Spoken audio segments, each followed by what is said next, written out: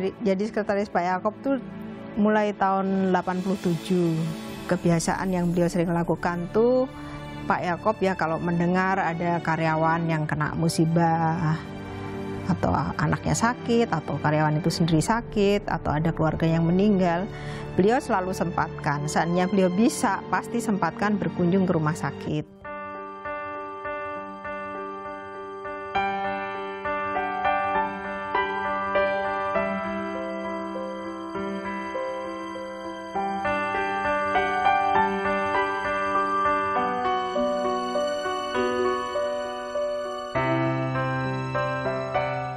Itu orangnya baik gitu, dia tuh saling memperhatikan ya, orang-orang level bawah itu ya, seperti saya, seperti kesejahteraan juga diperhatikan gitu loh untuk level-level bawah ya, mungkin bukan hanya level bawah, mungkin semuanya ya. Terima kasih sekali sama Bapak Yaakob karena yaitu saya bisa menyekolahkan anak, bisa membangun rumah, beli rumah, ya bisa cukuplah ekonomi saya gitu ya karena beliau gitu.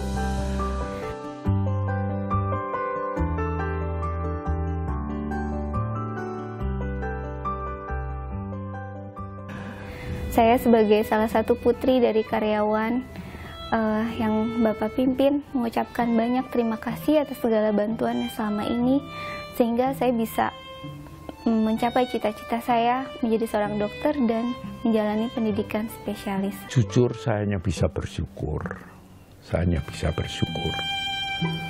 Berterima kasih. Sebab semua itu pasti ada yang menunjukkan.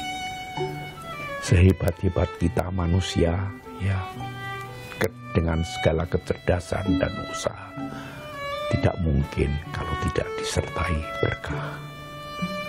Tapi kehadiran berkah ini juga membawa tanggung jawab yang lebih besar. Yaakob Utama, Kompas, dan kemanusiaan tak bisa dipisahkan. Kerja-kerja jurnalistik Kompas selalu mengutamakan kemanusiaan yang berlandaskan amanat hati nurani rakyat. Kompas selalu menjadi rujukan bagi setiap perubahan. Budiman, Ranorejo.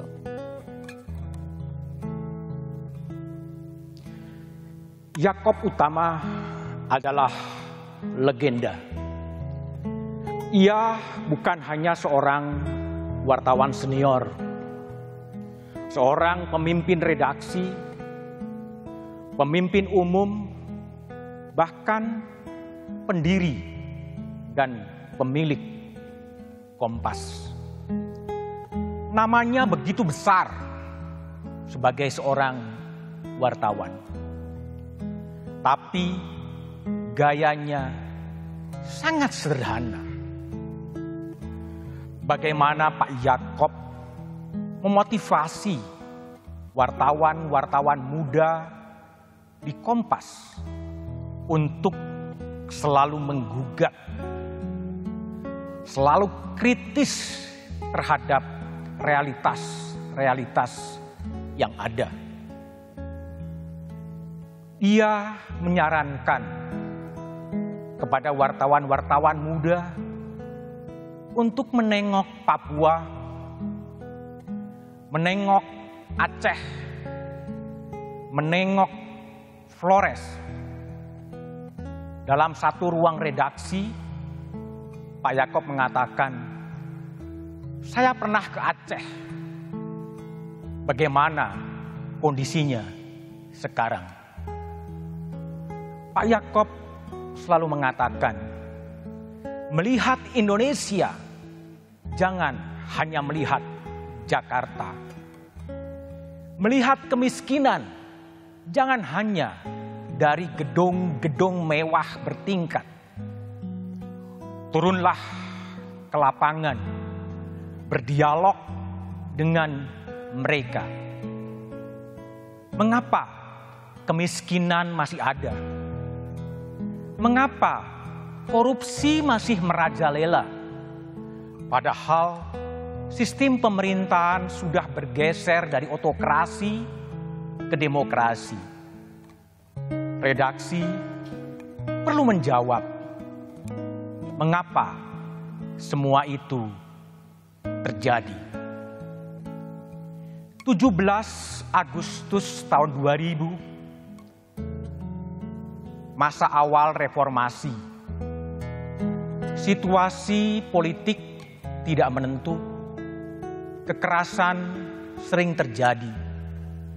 Tak seperti biasanya, Pak Yaakob mengajak karyawan Kompas Gramedia untuk memperingati proklamasi 17 Agustus tahun 2000. Banyak kata disampaikan. Pak Yaakob kemudian menyanyikan sebuah lagu.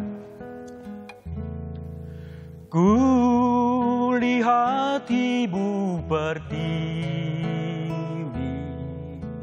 sedang bersusah hati.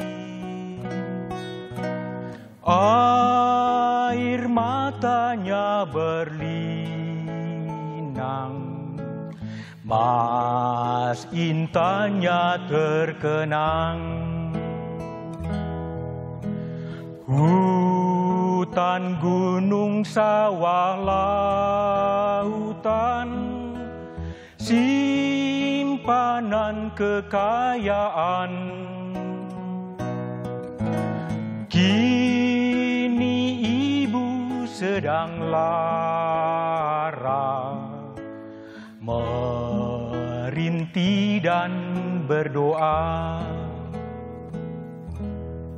Mengapa Pak Yaakob menyanyikan Ibu Pertiwi?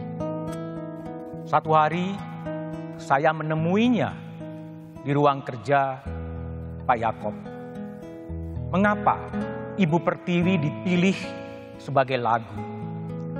Pak Yaakob menjawab, media ini harus menyuarakan keprihatinan bangsanya. Ibu Pertiwi pada waktu itu sedang menangis ketika kekerasan terjadi di sejumlah tempat. Pak Yaakob mengatakan, Mas, nek merucut piye? Pak Yaakob sering menggunakan diksi-diksi dalam bahasa Jawa yang penuh dengan nuansa.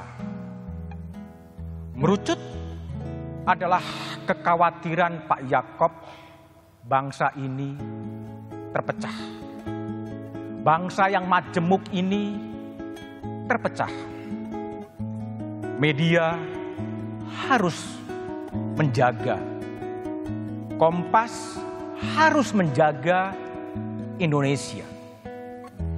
Ketika generasi muda kemudian melakukan kritik-kritik yang sangat keras, Pak Yaakob mengingatkan, we are no angels. Kami bukan malaikat. Kami adalah manusia biasa. Manusia yang penuh kelemahan dan tentunya ada kekuatan. Kritiklah dengan penuh pengertian. Kritik with understanding. Itulah kata Pak Yaakob. Itulah jurnalisme Kompas yang diinspirasi oleh cara pandang Pak Yaakob soal manusia. Semasa masih aktif, Pak Yaakob menulis tajuk kadang 4 kali seminggu, 3 kali seminggu, dan kadang-kadang menjadi sekali seminggu. Tajuk ditulisnya kadang dengan mesin ketik, ditulis dengan tulisan tangan, dikirim dari rumahnya di Sriwijaya menuju Palmerah.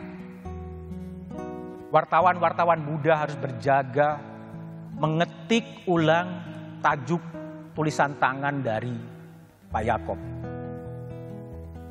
Susah dibaca kadang-kadang, tapi untuk bertanya pun kadang sungkan. Sehingga wartawan-wartawan muda yang berjaga pada waktu itu harus menafsirkan sendiri kadang tajuk tulisan tangan dari Pak Yakob. Lama-kelamaan kemudian Pak Yakob merasa bahwa wartawan-wartawan muda sudah bisa memahami gaya Pak Yakob untuk menulis tajuknya. Sehingga suatu saat Pak Yakob mengatakan saatnya generasi muda Kompas untuk menulis tajuk yang khas Kompas, yang khas Pak Yakob. Jangan-jangan inilah cara Pak Yakob untuk melakukan kaderisasi bagaimana penulisan tajuk Kompas. Bahasanya relatif sama, pola pikirnya relatif sama. Satu kata yang selalu diucapkan oleh Pak Yakob adalah Providentia Dei, penyelenggaraan ilahi. Pak Yakob telah berpulang menghadap Sang Kalik. Itulah penyelenggaraan ilahi. Selamat jalan Pak Yakob. Ide, gagasan tetap menginspirasi kami. Selamat jalan Pak Yakob Utama.